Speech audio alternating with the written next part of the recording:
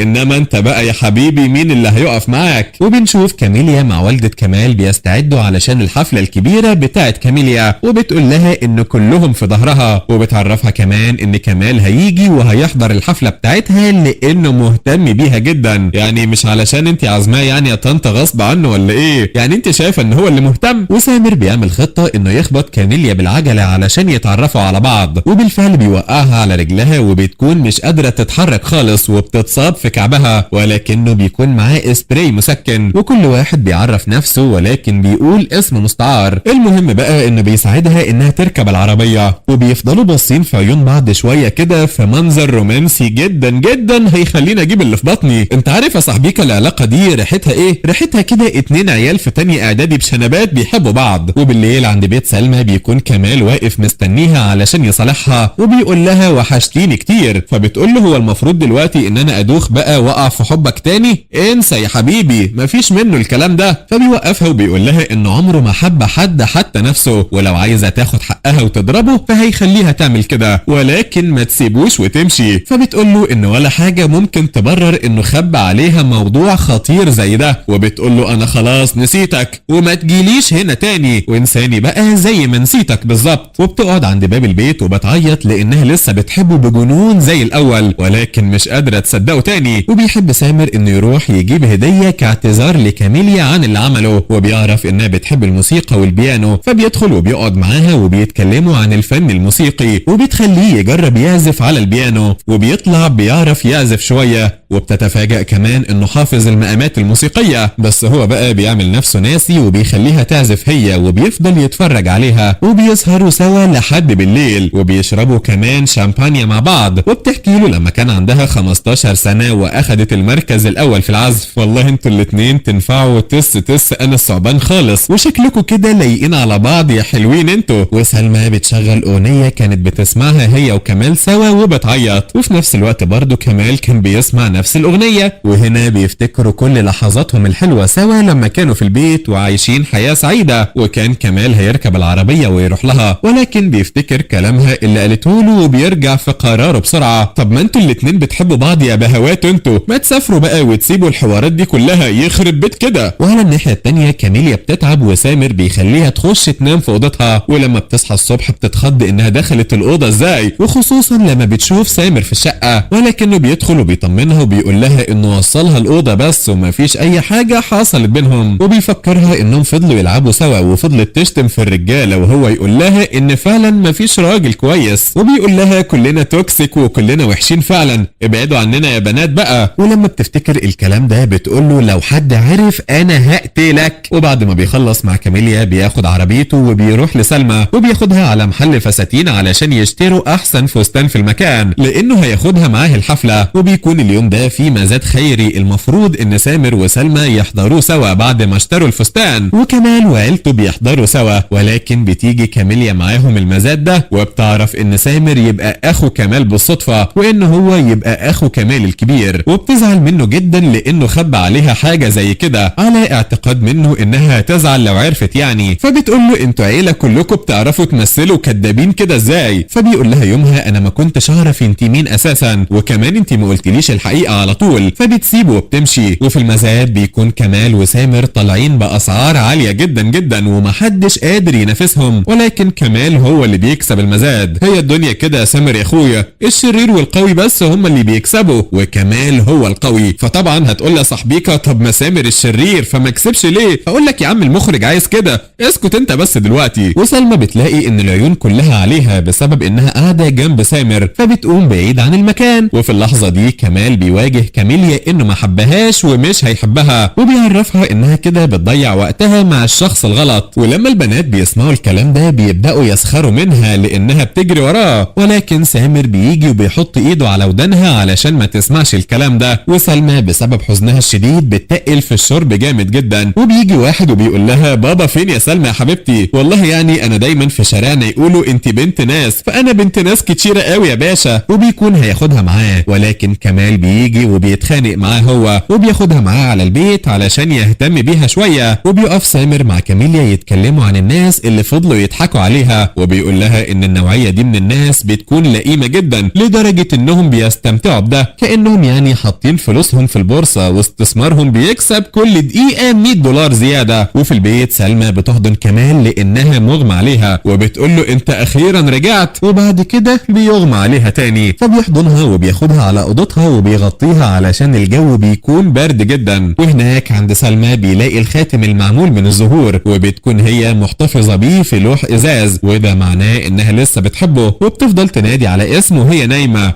منك انت يا بنت يا سلمى. ولما بتصحى الصبح سامر بيتصل بيها وبيقول لها انت ليه مشيتي من غيري؟ يا راجل هو مش انت يا ابني اللي وصلتني امبارح؟ يبقى اكيد يعني رجعت لوحدي. ولما بتخرج الصاله بتلاقي ان في حد كان نايم هنا، ولكن فجاه بتغم عليها نفسها وبتجري على الحمام. ولما بتروح تعمل سونار بتكتشف انها حامل من كمال، ولكن الطفل مش مستقر علشان حياتها مش مظبوطه اخر فتره. وصاحبتها اللي اجدع من احمد السقا بتقول لها لو مش عايزه الطفل فانا هاجي معاكي المستشفى، ولكن لو عايزه تسيبيه فهكون دايما جنبك ومش هسيبك لوحدك ابدا، ولو على تربيه الواد فانا هكون دايما معاكي وهنربيه كمان سوا مع بعض. انا دلوقتي بدات اشك فيها عامه، انت قلتي لي بابا فين يا سلمى انت؟ ولما بترجع بيتها بتقعد تدور على النت على موضوع الحمل ده، بس فجاه بيجي من ظهرها سامر، فبتقول له يخرب بيتك يا راجل خضتني، انا هخش اغسل الفاكهه بقى وانت بقى استنى بره في الجنينه. ولما بيخرجوا علشان يقعدوا سوا بيقول لها ان كمال تقريبا هيرجع يتجوز كاميليا علشان مصلحه العيله، وبيشتكي ان عيلتهم بتهتم بس بمصلحتهم الشخصيه اكتر من اي حاجه، ولكنها ما تخافش طبعا لانه مش زيهم وما يقدرش يفضل نفسه عليها. وفي قعده الرجاله كمال ومروان بيحاول يشجع صاحبه، بيقول له قالت يا كمال وهي نايمه، فبيقول له 3 مرات يا مروان 3 مرات، فبيقول له لا اذا كان كده يبقى دايبه فيك يا ولا. كده لانها كانت ممكن تقول يا سامر مثلا. فبيقتنع وبيقول له لا، ومش بس كده، دي كمان طلعت حامل مني. وبيحكي لما شافها خارجه من البيت ومشي وراها، ولما شافها في المستشفى سأل الممرضه على حال حبيبته سلمى لانه اتاخر على الجلسه، فردت عليه وقالت له انها حامل. فبيقول له انا هروح اكلمها حالا. فبينده مروان عليه وبيقول له